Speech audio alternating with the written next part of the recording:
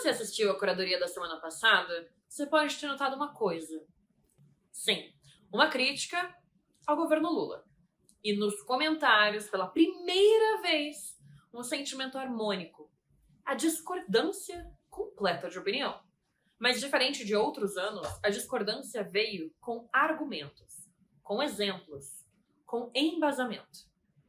E sabe o quê? Que saudade disso. De diversidade de opinião que faz sentido e não apenas insultos pessoais. Uma discordância saudável, uma diversidade de opinião que pode mudar a pauta. Pluralidade. Tudo que nos últimos anos não tivemos. Qualquer pluralidade e divergência era atolada num buraco e jogada longe, porque foi necessária uma união para remover a extrema-direita da presidência. Da presidência, porque ainda há extrema-direita no governo, no Senado, vereador, deputado, está longa. E a gente, aqui eu falo como consumidor e como jornalista, estava acostumado a sentir asco pelo governo. O ódio moveu o consumo. E por outro lado, o surreal moveu a mídia. Era preciso um mar de par de olhos para conseguirmos acompanhar minimamente o que o antigo governo realizava. Não tinha café da manhã com o presidente. Tinha cercadinho com os fãs. Não tinha pauta.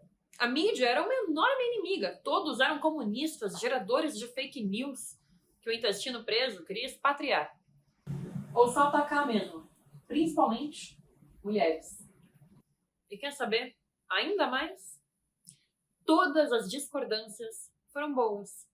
Pois é, agora isso pode acontecer. Não há mais uma figura polarizadora que centralize o debate em sua completa falta de humanidade. E sim, ainda há muito que lutar contra a extrema-direita no Brasil. Mas vem comigo e vamos de vinheta.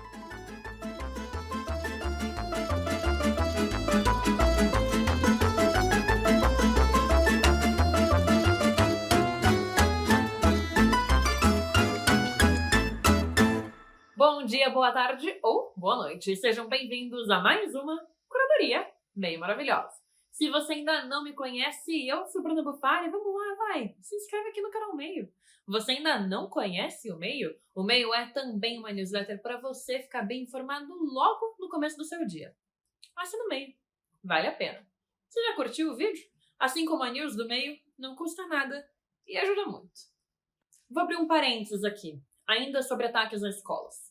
Mas é para fazer sentido com o tema de hoje. O Flávio Dino, ministro da Justiça, mirou numa tática funcional para combater ataques contra escolas. As redes sociais. Pediu pela exclusão de mais de 400 contas no Twitter que tinham hashtags em aberto, falando e divulgando ataques. Uma pessoa foi presa. Pediram para o TikTok remover 3 contas que tinham publicado vídeos. Estão trabalhando em conjunto com a SaferNet Brasil. Isso é trabalho que factualmente produz resultado. Aqui no Brasil não há muita pesquisa sobre o assunto, porque felizmente não existem dados suficientes. Isso é bom, mas dificulta. Já nos Estados Unidos, há artigos extensos sobre o assunto, que podem ser lidos e usados pelo governo federal.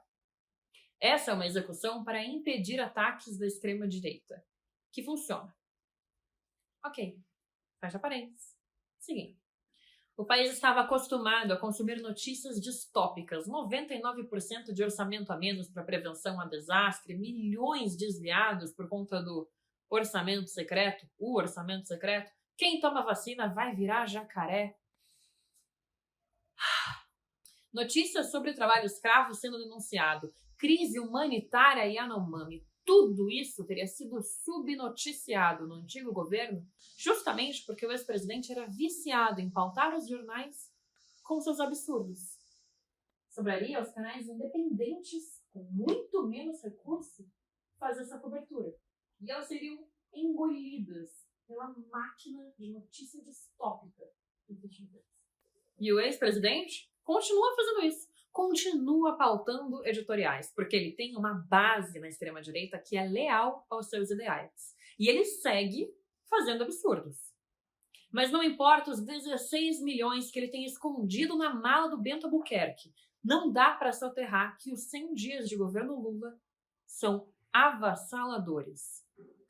E é esse o meu ponto.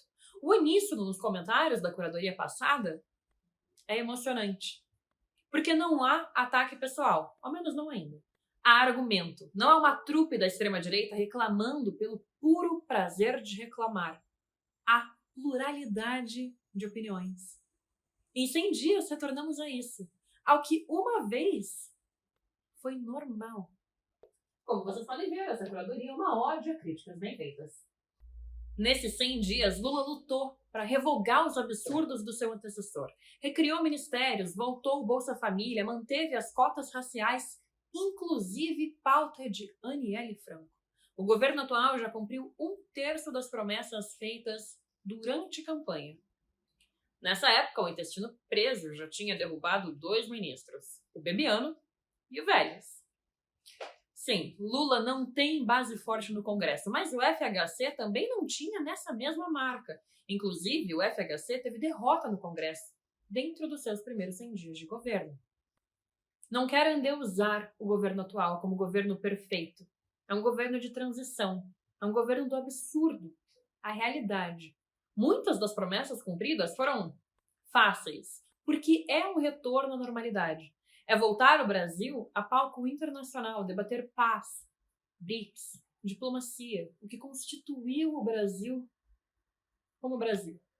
Além das obrigatoriedades, o governo continua enfrentando o garimpo ilegal, principal causa da crise humanitária em Yanomami. Enquanto isso, nos primeiros 100 dias de governo do intestino preso, ele estava perguntando o que era Golden Shower no Twitter. Uma escolha muito difícil. Esse governo refaz a democracia que foi estilhaçada pouco a pouco e também, literalmente, no dia 8. O governo atual precisa empenhar recursos para julgar e investigar mais de 2.000 envolvidos numa tentativa de golpe. Militares envolvidos. Minuta golpista dentro da casa do Anderson Torres. Isso somado à crise humanitária, recordes de escravizados sendo resgatados e ataques a escolas. Enquanto a agenda do ex ficava tão vaga quanto suas malas depois de passar pela alfândega, o presidente Lula tenta de fato reconstruir o que o ex destruiu. Essa é a curadoria de hoje. A pluralidade voltou. Podemos finalmente discordar. E disso há espaço para discussão e melhoria. Depois de tanto fogo e sob tanta fumaça, há um ar de alívio, porque é de fato aliviante discordar de política econômica, discutir apoio, artimanha para conquistar o Congresso. São 100 dias de retorno ao normal que está acontecendo. Com esse recado, vejo vocês nas cenas pós-créditos.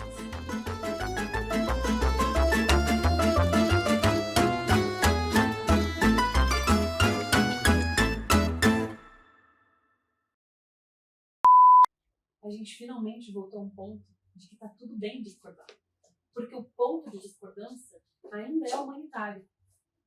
Enquanto no antigo governo, o ponto de concordância por si só era desumano. Na maioria das vezes, concordar com o antigo governo era desumano, era concordar com a falta de humanidade. A gente saiu de um pesadelo. E esses 100 dias provam isso. Foram 100 dias numa prova de fogo. E passou. Estamos aqui para contar muita história. Vejo vocês na próxima curadoria bem maravilhosa.